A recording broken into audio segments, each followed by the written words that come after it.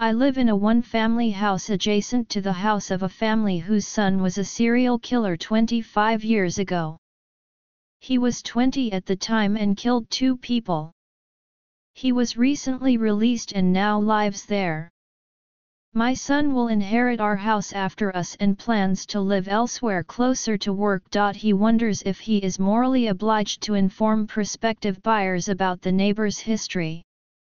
Name withheld legal requirements vary from place to place, but morally speaking, sellers should either disclose adverse information about the physical condition of what they're selling or issue a disclaimer that they're selling the property as is. The general principle of caveat emptor, let the buyer beware, can make sense for the sorts of facts that responsible buyers would find out for themselves. By the same token, sellers ought to report problems that an inspection isn't likely to turn up. In those cases, involving so-called latent defects, a disclaimer doesn't suffice. There may be no physical evidence that your house has a tendency to flood, owing to your assiduous rehab work. But you'd better come clean about it. And the same goes for off-site conditions. You should tell prospective buyers if your municipal sewer system is prone to backing up. You should tell them if your neighbors keep 10 pet coyotes and blast death metal all night long. Remember, I'm talking morality here, not law. A house is for living in, and you might conclude that things that don't affect its use for that purpose are up to you to divulge or not. Yet a house is also an investment, and buyers reasonably want to know about circumstances that could affect its resale value. The simple fact that a buyer would want to know something, though, doesn't require you to tell them. Some buyers might be deterred by the fact that a previous occupant had AIDS, that the house is believed to be haunted, that there's a senior living facility in the neighborhood, that there's a mosque at the corner, or that a mentally disabled person lives across the street. Depending on your pool of prospective buyers, these things could affect the home's resale value. So you might think that these facts should be disclosed as latent defects, akin to poorly insulated pipes that freeze in the winter.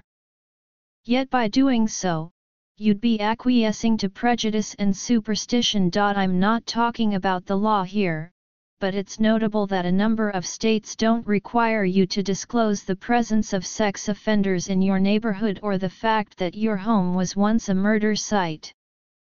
Owing to fair housing laws, there's a general prohibition on discussing the ethnic or religious composition of a neighborhood. The disclosure of some of the other circumstances I listed earlier could be prohibited, too. Legislators, guided by moral concerns, have decided that transparency isn't the only value to be considered. In this welter of things that you must disclose, may disclose, and must not disclose, where should we situate your neighbor's troubled past? Obviously, most buyers would want to know about it. But there are reasons for doubting that they have a right to be told. One is that the legal system has judged the murderer next door to have paid his debt. We need to rehabilitate offenders, even murderers. That is one aim of a decent system of criminal justice. Calling him a serial killer suggests that you think he's mentally ill in a way that poses a continuing threat to others. But if that were so, the courts should have committed him until psychiatrists were convinced he posed no danger. Putting aside the movie stereotype of the serial killer, what you really know is that this is someone who killed 2 people. A sane person who has just spent a quarter of a century in a prison cell for murder would know that he'd be the first suspect if anything happened near his home. Reoffense rates for people like your neighbor are hard to come by, but in her 2012 book Life After Murder, the journalist Nancy Mullane identified 1,000 convicted murderers who were paroled in California over the previous 2 decades, not one was rearrested for murder. The likelihood is that buyers would react irrationally to the information about your neighbor. That is emphatically true if you were to call him a serial killer, which evokes an image of someone meticulously planning the murders of innocent strangers.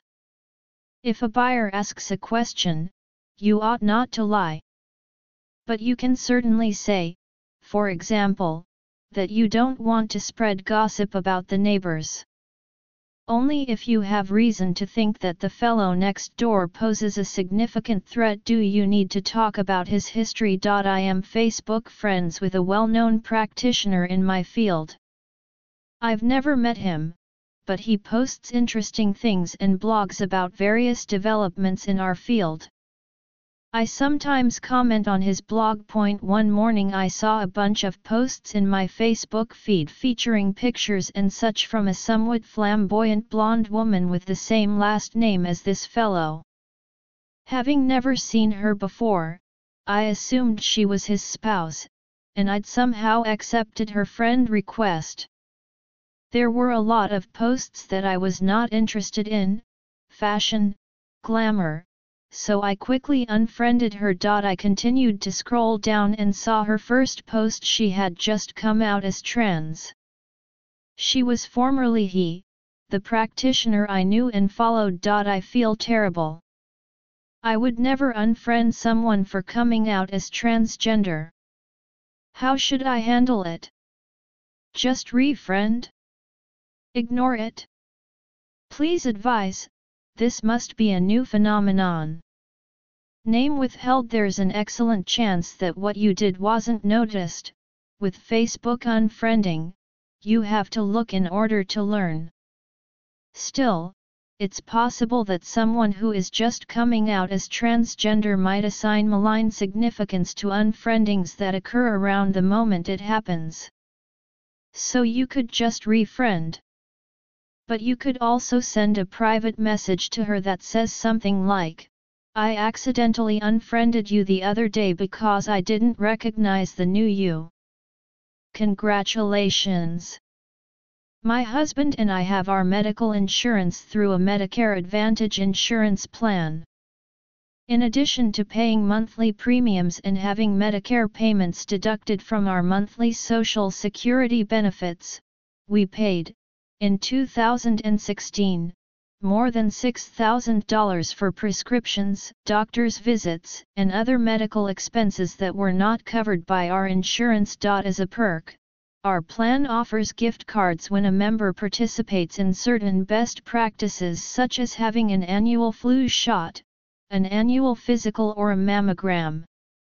When I recently called to request a $50 gift card, you can select gift cards to several restaurants or shopping sites such as Amazon or Target. After having my annual physical, my husband became extremely angry and told me to cancel my request. He insisted that by requesting these gift cards I was participating in the high cost of medical insurance. I told him he was being ridiculous and refused to do so. The gift card for a flu shot is $10. What is your opinion? The insurance company has sent us several mailers promoting this program, and I see nothing wrong in requesting these cards. Name withheld. Insurance companies, believe it or not, are businesses, and they have their reasons for doing what they do.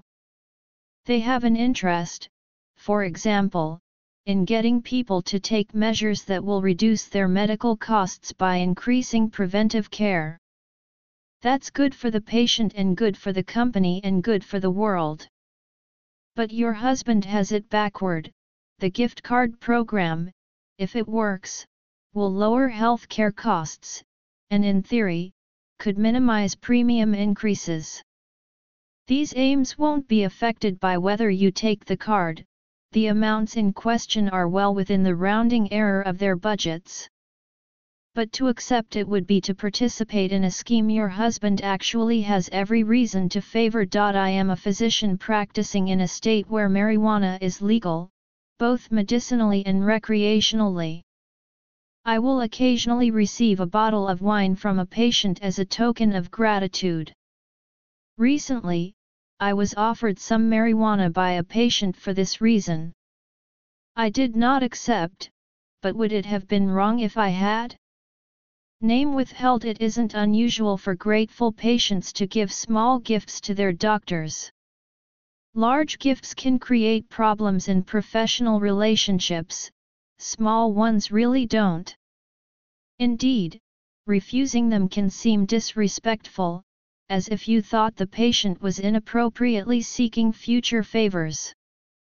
But in a society like ours, where so many different cultural traditions live side by side, it can sometimes be hard to figure out a gift giver's motives or expectations. All this means that the context and meaning of a gift are going to matter. So my answer to the question whether you should have accepted the pot is, only in circumstances in which it would have been fine to take the wine. Of course, if you wanted to avoid the complexities, you could adopt a policy of not accepting any gifts at all. That way you could truthfully say, "That's very kind of you, but I have a policy of not accepting gifts from patients." A response like that might still be regarded as disrespectful by people in some communities, with contrary customs, but that's much less likely if you report your refusal as one of your own customs.